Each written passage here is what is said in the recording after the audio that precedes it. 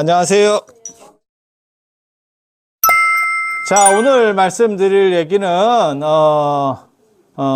부처님 오신 날에 나오는 탄생계에 대해서 잠깐 설명을 드릴 거예요. 탄생계. 부처님께서 태어나시자마자, 어렸을 때 태어나자마자 어머니 옆구리로 태어나서 제왕절개로, 시저보다 빠른 제왕절개로 태어나셔서, 그리고 즉행칠보라고도 나오고, 주행칠보라고도 나오고, 태어나고 7걸음을 걸었대. 그래서 옆구리로 나왔다는 얘기는 그때 오른 옆구리로 나온 거예요. 오른 옆구리로. 중국 같으면 왼 옆구리로 나왔다 할 건데. 그래서 오른 옆구리로 나왔다는 거는 이제 신분상 크샤트리아라고 하는 거를 얘기한다. 왕족이라고 하는 걸 얘기한다. 거기까지는 이견이 없습니다.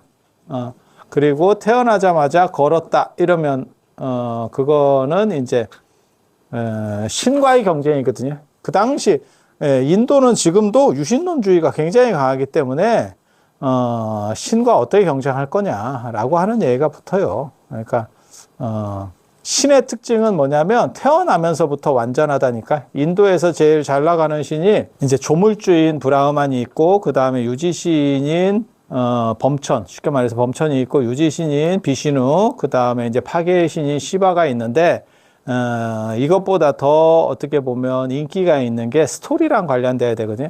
어떻게 스토리를 읽느냐가 예술에서도 굉장히 중요해요. 그러니까 작품값을 올리고 어쩌고저쩌고 할 때도 그 스토리를 얼마나 읽고 있느냐라고 하는 게 굉장히 중요한 의미를 차지하는데, 그래서 그 스토리를 잘 읽은 게 라마야나하고 마하바라타라고 하는 거고, 그 이제 비슈누 신의 뭐 화신이다, 이렇게 화신이라고 하는 거는 비슈누 신이 변신해서 나왔다, 뭐 이런 거예요. 브라흐만 비슈누 시바가 있고,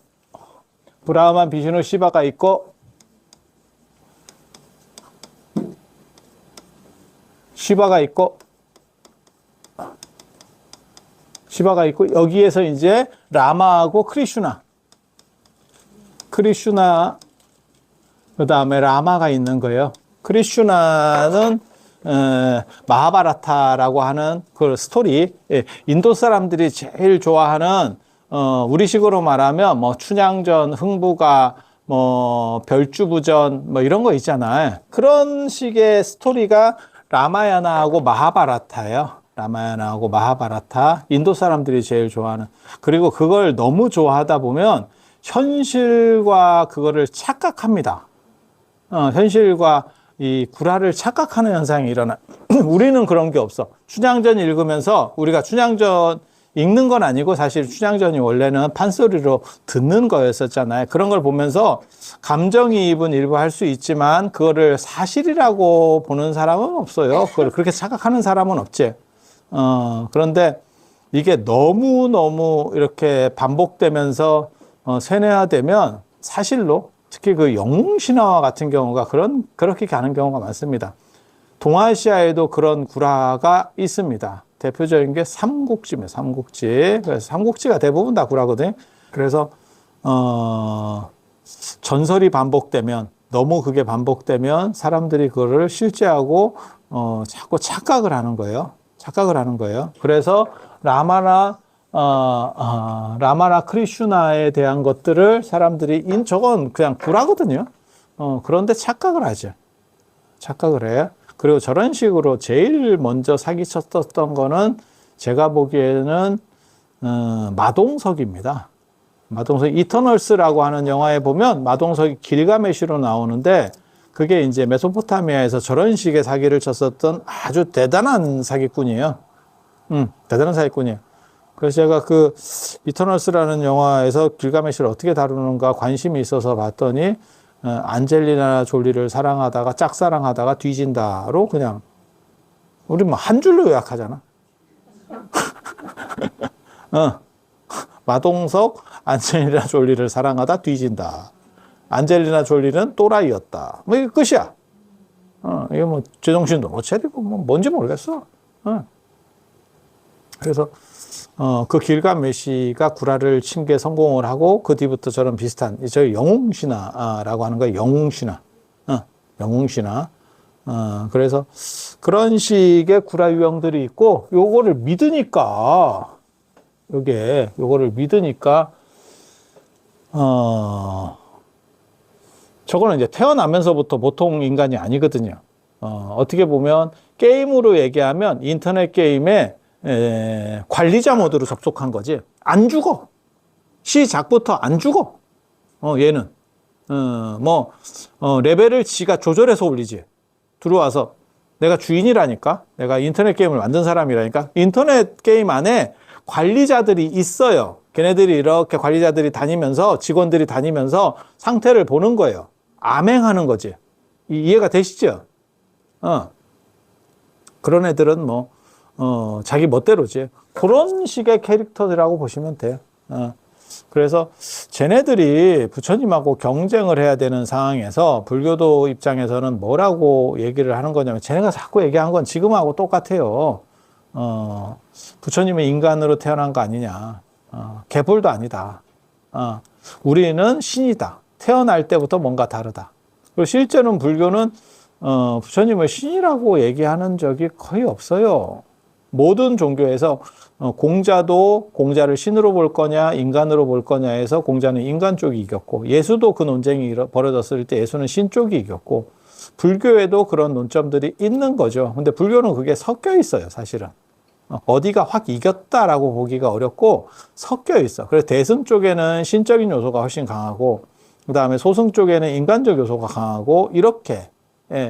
그런데 그 두 가지가 왔다 갔다 해요.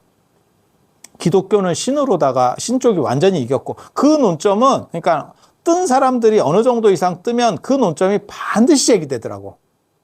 자기가 나 아니야 라고 확실하게 못 박지 않으면, 그 못 박아놔 가지고 그 사람은 떴는데 그 논점이 없었던 사람이 무하마드예요. 마호멧. 마호멧 말고는 나머지는 다 뜨면, 어느 정도 뜨면 이게 신이냐 인간이냐에 대한 논점이 붙어. 공자도 그 논점이 있었다니까요. 그게 고문근문 논쟁이에요. 굉장히 큰 논쟁이에요. 그래서 공자는 미래를 알았다는 둥, 바이블 코드야. 그런 얘기가 유교의 안에도 있어. 사람들이 잘 몰라서 그래. 그 안에도 있어. 미래를 아는데 그렇게 살겠냐? 그냥 생각해보면. 모르지. 미래를 다 아는데 그냥 재미있게 살라고 서민 체험 참아. 이렇게 하고, 내가 그렇게 왔잖아. 내가 미래를 알기 때문에 여러분들에게 말씀드리면 여러분들은 반드시 죽어.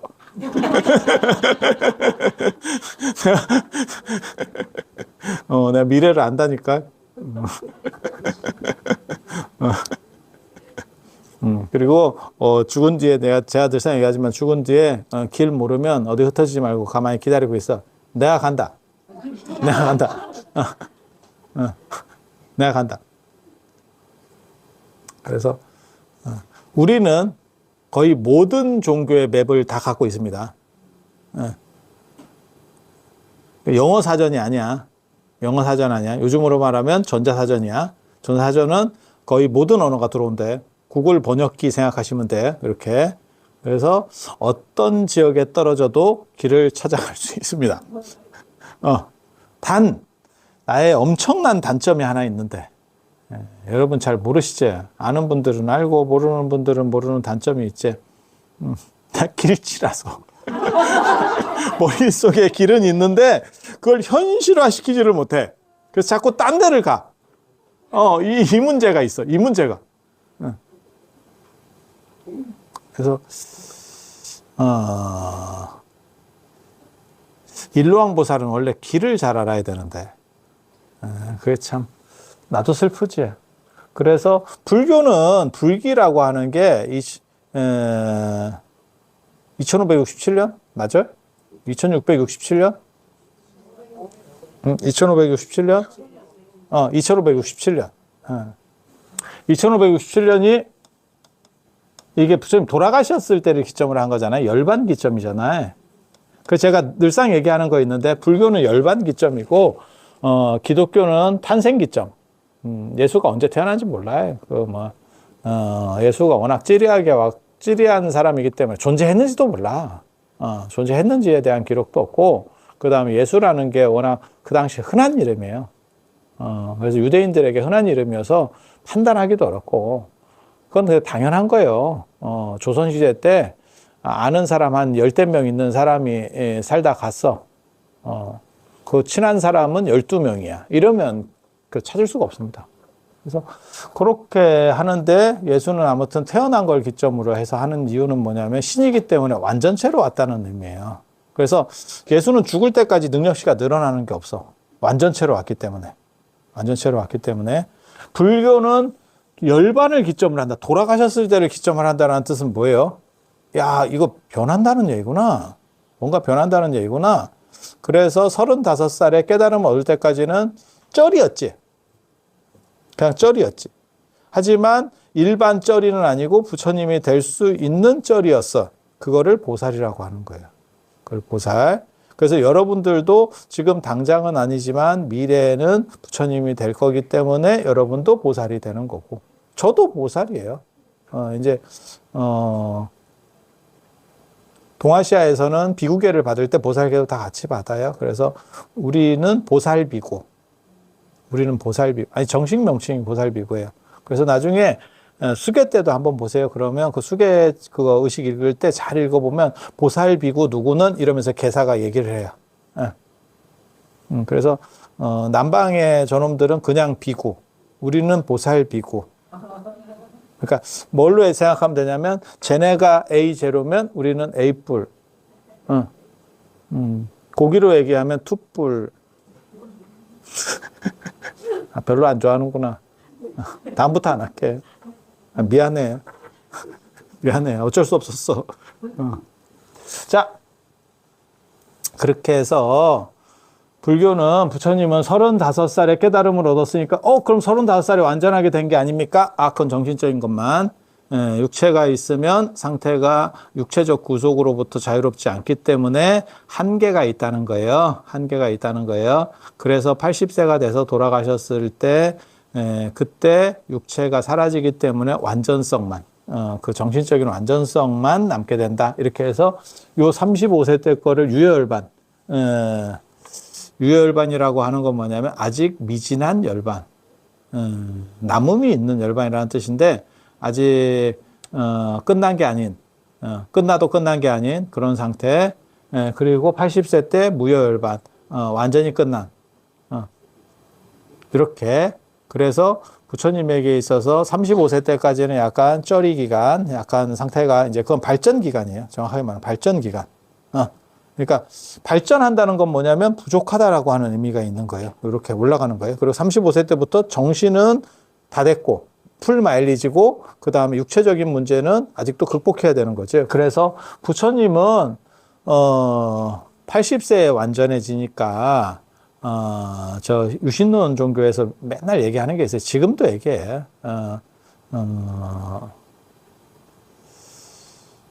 나올 때는 쩔이었다. 불교는 나올 때 쩔이었다. 그 얘기를 하는 거예요. 그리고 지금도 기독교인들이 비슷한 얘기를 계속 합니다. 저도 지하철 타고 있으면 그런 얘기를 계속 들어. 가끔씩 이렇게 복화술로.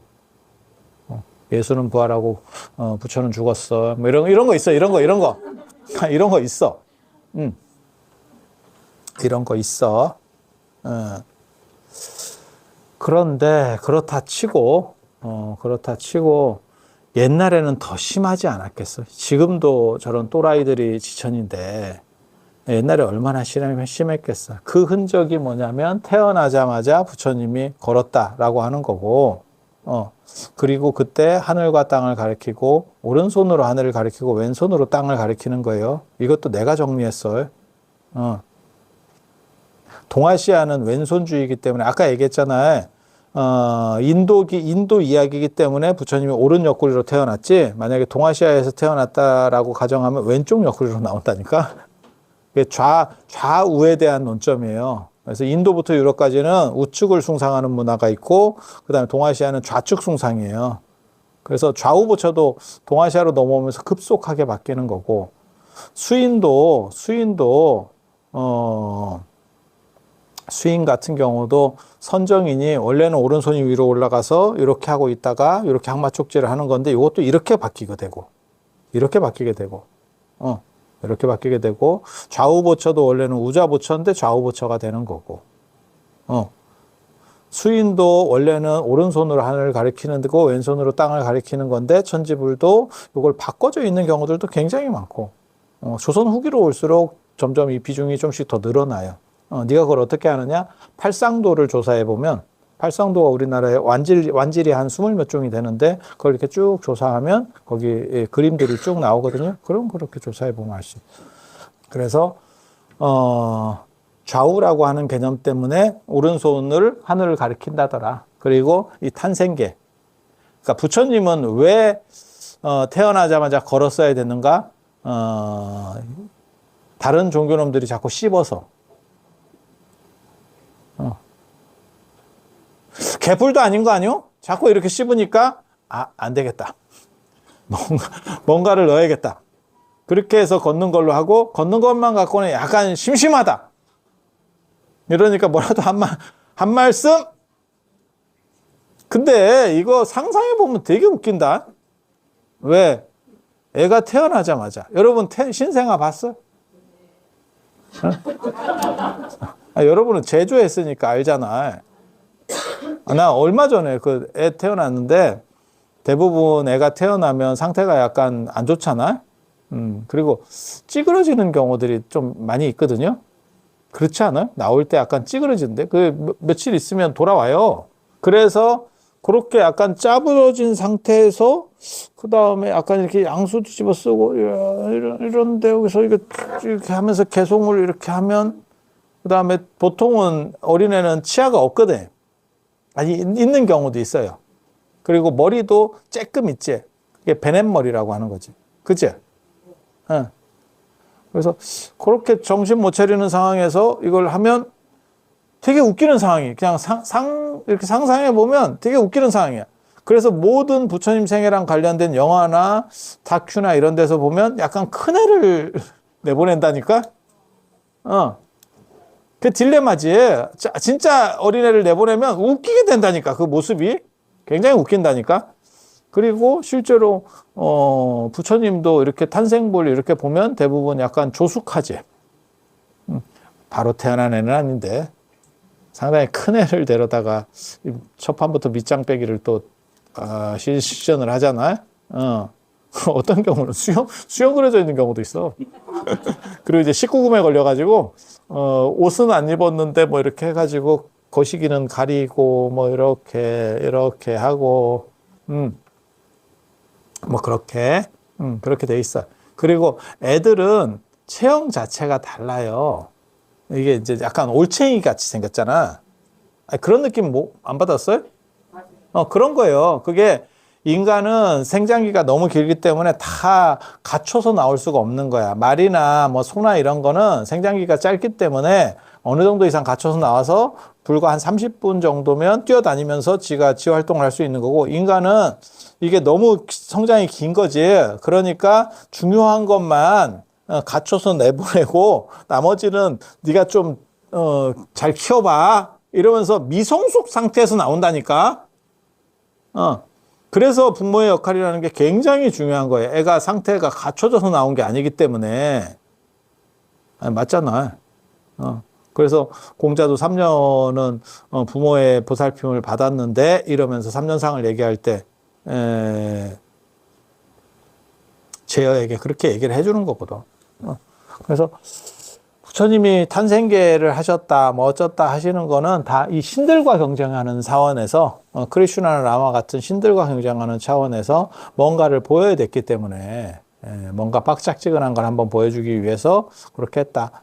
그 얘기는 바꿔 말하면 그 당시에 저것들이 더럽게 씹었구나, 라는 걸 알 수 있고, 그 다음에 그게 이제 천상천하 유아독조는 천상, 신들의 세계, 천하, 인간계, 신과 인간계에서 하늘이나 하늘 아래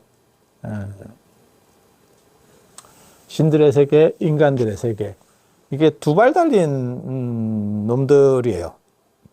그래서 부처님께서 우리 삼귀 할 때 보면 귀입을 양족존이라고 하는 게 나오거든요. 양족존은 두 발 달린 놈들 중에서 최고라는 뜻이에요. 두 발 달린 거는 뭐가 있느냐? 세 종류가 있지. 신, 인간, 새. 신, 인간, 새. 새를 염두에 두고 한 건 아니고 인도 사람들은 신과 인간을 염두에 둔 거예요. 신과 인간. 근데 왜 하필 신은 두 발이어야 되지? 네 발신도 있잖아? 네 발신도 있을 수 있는 거 아니요? 뭐 켄타우로스 이런 애들 있잖아. 그러면 말하고 위에는 상체가 그거잖아. 저거. 말이잖아. 이 얘기는 뭐냐? 인도는 인본주의적 신관을 가지고 있구나. 보통 신에 대해서 두 가지 생각을 하거든요. 인간을 닮은 모습으로 묘사를 하거나, 그게 그리스 로마 신화도 그렇고 인도 신화도 그렇고 대부분 그래요. 그리고 또 하나는 뭐냐면 인도는 대부분 그렇게 인본주의적인 측면을 취하지만 동물적인 측면도 있어요. 근데 그거는 비주류야, 인도에서는. 그리고 센 동물과 인간을 습합시키는 경우들이 있습니다. 인간과 센 동물을 합쳐. 그게 이제 정신만 합쳐지면 그냥 동물 상태인데 신성한 동물이 돼서 판단도 하고 머리는 인간보다 더 좋고 그냥 동물이에요. 우리 식으로 말하면 뭐 황룡 뭐 이런 애들이죠. 그렇게. 그리고 인간과 섞이는 경우들이 있고 어떤 부분은 인간, 어떤 부분은 동물 이렇게. 예. 그리고 그냥 섞어놓기 좀 미안하면 변신. 인간도 됐다가 그것도 됐다가 뭐 이렇게 바뀌는. 그러니까 이게 인간들이 생각할 수 있는 구조가 별로 안 넓어요. 그러니까 제가 이런 거를 공부하면서 느낀 거는 뭐냐면 진짜 이것들 창의력 없어. 그냥 카드 돌려막기 하듯식으로 한다고. 그러니까 몇 종류 없어. 그 패턴만 이해하면 이게 어떤 놈들이 만들었겠다. 뭐 이런 생각들이 딱 들어. 그래서 인도는 기본적으로 인본주의적인 신관을 가지고 있기 때문에 인간을 닮은 신. 인간을 닮은 신. 그래서 신들도 두 발로 다닌다고 생각을 하는 거예요. 그래서 양족조는 두 발 달린. 그래서 천상천하 두 발 달린 팀, 두 팀. 대표적인 인간과 신과 인간. 그래서 유아독존이라고 하는 거는 내가 혼자 대단하다, 대단해요 이렇게 얘기하는 거고 신까지 통합 타이틀전을 펼쳐도 내가 짱이에요. 투애니원 선생님께서 말씀하신 내가 제일 잘 나가를 시전하시는 거예요. 근데 이거를 도대체 어떻게 해석하길래 인간 존엄이라고 해석하는지 나는 도대체 이해를 못하겠어. 근데 그 구라를 아마 올해도 치고 내년에도 치고 계속 칠 거예요.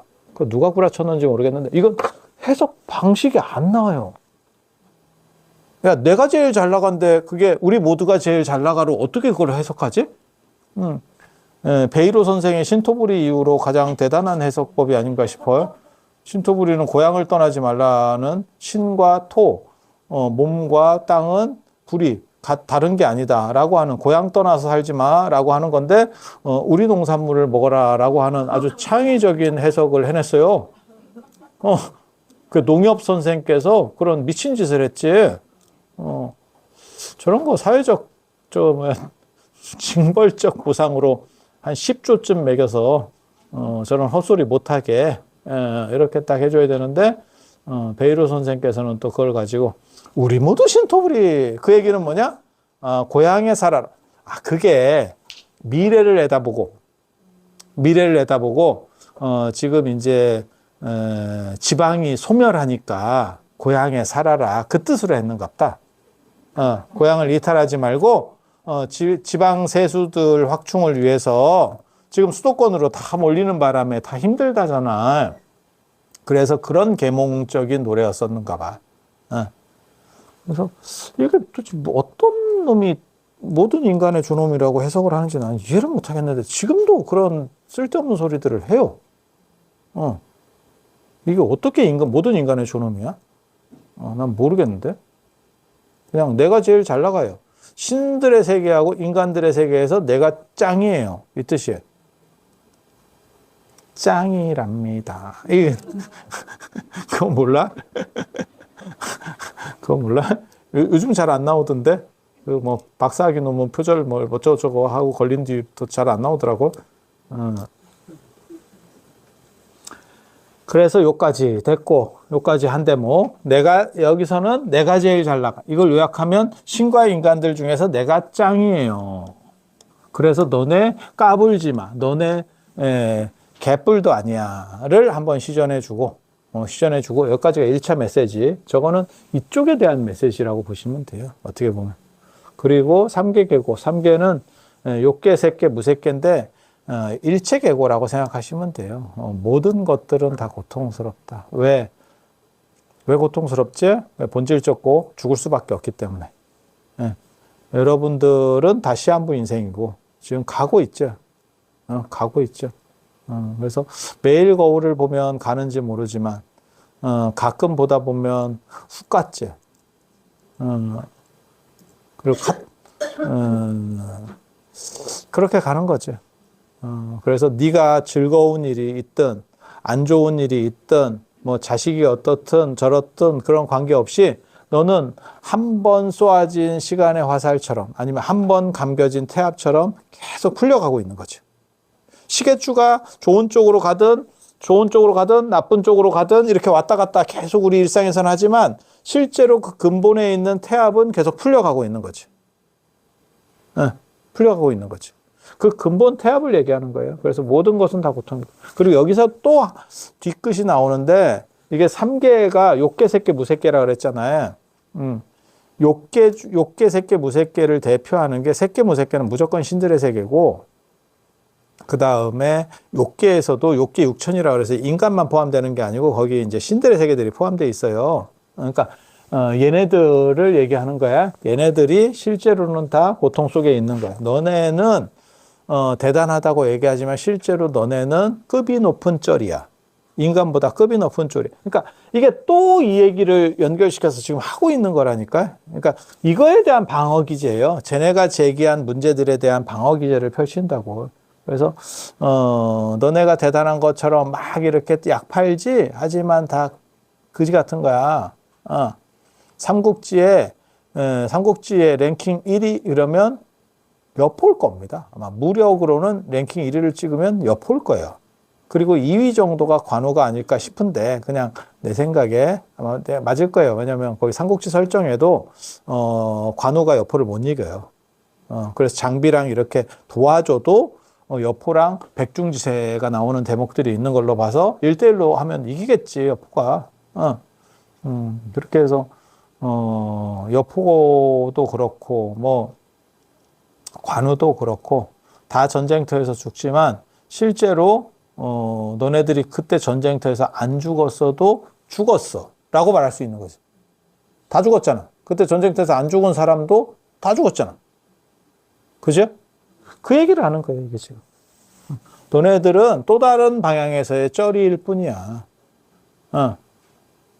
그러니까 여포는 좀 안 좋게 죽었고, 관우도 잘려서 죽었고, 다 안 좋게 죽었지만, 그게 슬픈 게 아니고, 결국은 그렇게 안 잘렸어도 지금 죽었어.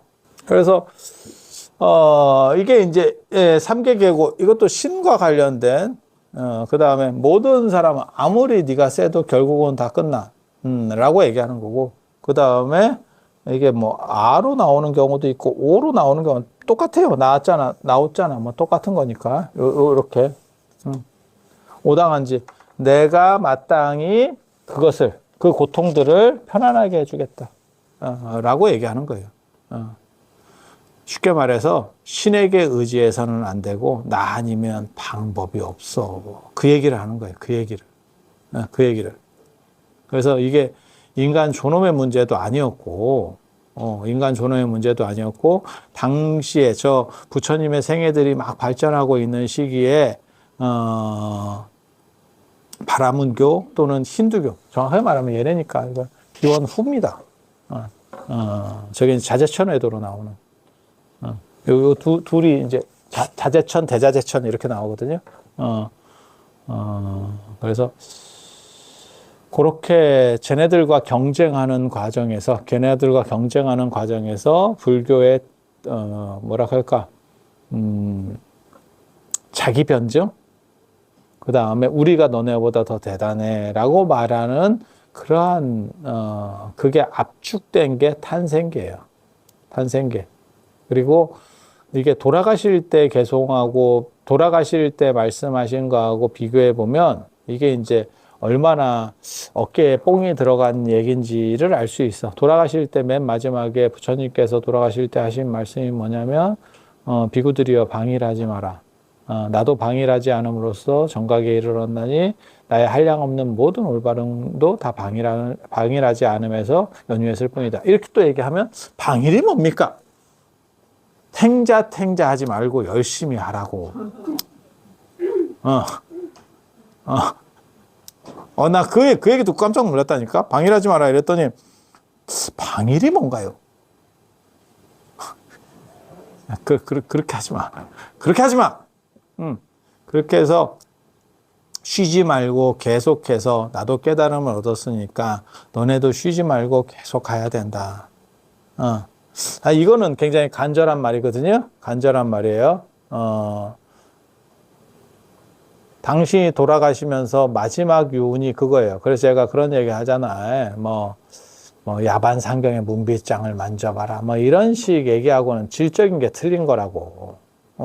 그거는 어떻게 보면 자기를 마친 사람이 남은 사람들에게 야 너도 열심히 해서 빠져나와. 나는 나간다.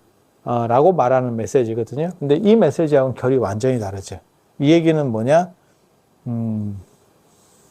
둘 중에 하나는 부풀려진 거거든. 그리고 우리는 그거를 역사적으로 알고 있지. 불교사적으로 열반과 관련된 8종의 문헌들, 그러니까 열반경, 대반열반경, 뭐 장암 유행경, 니원경, 뭐 이런 식의 총 8종의 문헌들이 가장 솜씨가 빠른 경전 중에 하나예요. 그리고 그렇게 빨리 되는 이유는 아까 얘기한 것처럼 열반 중심의 사고를 했기 때문에 열반에 대한 기록들이 특수화돼서 남는 거거든. 왜냐하면 승려들의 목적은 저 열반을 증득하는 거기 때문에 그 열반을 어떻게 하면 열반을 증득할까가 그 부분을 강조해 놓은 거지. 그래서 굉장히 세밀하게 잘 남아 있어요. 돌아가시기 3개월 전의 기록들이 굉장히 세밀하게 잘 남아 있어요. 다른 어떤 기록보다도 아주 뚜렷하게 잘 남아 있습니다. 지금 현존에. 그 얘기는 뭐냐? 그거는 사실성이 굉장히 높게 담보되는 거고, 그런 상황을 전제로 했을 때 두 가지의 불일치, 성향의 불일치가 나타나면, 그거는 하나는 필연성에 덧붙여졌구나. 라는 걸 알 수 있는 거고, 그 필연성은 뭐냐? 그거는 이 필연성. 얘네를 상대해야 되는 필연성. 크리슈나 라마 같은 저런 신들을 상대해야 되는 필요성. 그래서 그런 차원에서 이해를 하면 탄생계를 보는 관점으로서 이게 정당한 관점이다라고 이해가 될 수 있는 거고, 그리고 마지막으로 칠보와 관련해서 한 번만 더 말씀드리면 칠보를 고익진 선생께서 육도 윤회를 넘어서는 7번째 걸음이라고 한 뒤부터 또 그게 계속 유행을 하는데 그건 그냥 그 양반 썰이에요. 썰. 자기 그냥 뇌피셜. 아무 근거도 없는 얘기예요. 어디에도 나오지 않아. 그냥 지어낸 건데 히트작이지. 히트작이지. 그래서 그렇게 해서 볼 일은 아니고 7이라고 하는 숫자는 제가 밝혀낸 것처럼 그 당시에는 사진법과 칠진법 문화가 있어서 7이 완전하다는 뜻이에요. 완전하다. 그러니까 부처님은 완전으로 태어났다. 그 선상에 바로 이게 있는 거예요. 그러니까 태어나자마자 7걸음을 걷는 것도 완전하다라고 하는 의미고, 요 탄생계도 완전하다라고 하는 의미예요. 그러면 왜 완전성을 강조하느냐? 쟤네가 자꾸 완전하다라고 하면서 씹으니까 그 대항마로서 이 스토리들이 만들어지게 되는 거예요. 그래서 그런 정도 이해를 하시면 부처님의 탄생계에 대한 기본적 구조는 파악을 한다라는 거고, 사실은 제가 오늘 이거를 보여드리려고 하는데 이게 사리가 깨졌어요. 내가 가지고 다니는 금강저에 사리를 박았는데 걔가 아파가지고 병원에 가서 애가 치료를 받고 있었는데, 그게 이렇게 만지니까 산산이 바스러졌다라고 하는, 그렇게 해서 요거를 보여주고 싶지만, 오늘은 시간 관계상, 진짜 완전히 가루가 됐어. 난 깨져도 이렇게 깨졌다는 얘기를 듣고, 그게 말이 되냐? 내가 이렇게 얘기했거든? 그게 네가 잘못해서 어떻게 뭐 충격이 가서 단 두어 조각이 나는, 참고로 말씀드리면 살이 안 깨진다 그거 아니에요. 그리고 여러분 속으면 안 돼. 뭐 속으면 안 되냐면 다이아몬드 뭐 망치로 때리면 안 깨집니다. 100% 깨집니다. 그런 거 아니야. 그런 거 아니야. 그렇게 생각하지 마. 100% 깨져. 조금 단단하다는 것 뿐이지 100% 깨져. 그 의심 나시면 그 유튜브나 이런 데 찾아보면 그 깨는 영상도 있습니다. 그걸로 이제 하나 찍어서 어떻게 좀 몇 푼 먹어보겠다. 그랬다가 이제 다이아 값이나 뺄란가 모르겠다. 싼 거 작은 걸로 이렇게 하거든요. 스브 다이아. 일반 다이아 말고 스브 다이아. 들어봤지? 예. 그리고 이 사리에 대해서는 사실은 여기 할 말이 많아. 사리가 안 깨진다. 뭐 그 얘기가 오나라 송건 얘기 때도 나오고 뭐 이런 얘기들이 나오는데, 그리고 왜 그런 스토리가 나오는지 내가 잘 알아.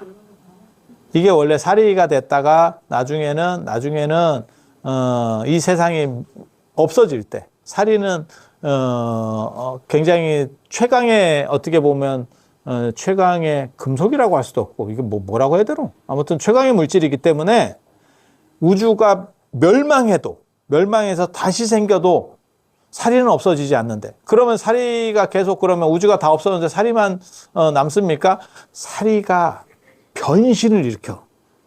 그래서 만이주가 된다는 거예요. 옴마니 반매음할 때 그 만이가 만입니다. 오 연꽃 속에 만이주라고 하는 거거든요.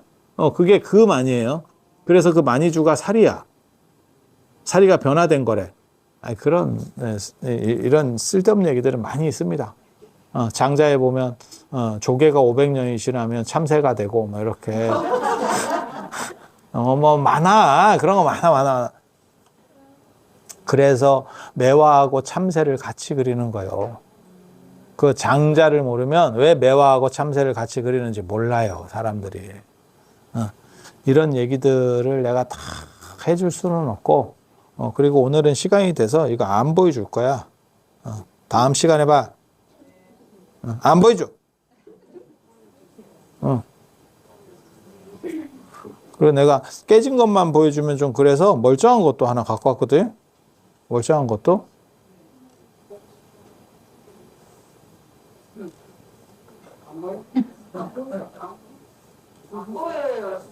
보지 마. 다음 주 목요일 날 보여줄 거야. 다음 주 목요일 날. 그래서 오늘은 밑밥만 하고, 다음 주에 밑밥을 회수할 수 있도록, 사리와 관련된, 전체 신기한 이야기들, 그리고 사리가 늘어나는 이야기도 있고, 사리가 줄어드는 이야기도 있고, 사리가 사라지는 이야기도 있어. 근데 사리가 이렇게 가루가 나서 깨지는 이야기도 있어. 야씨. 하하, 참 안타까운 일입니다. 그래서 그런 이야기는 다음 시간에 해드릴 수 있도록 그렇게 하겠습니다. 자, 들어서 감사합니다.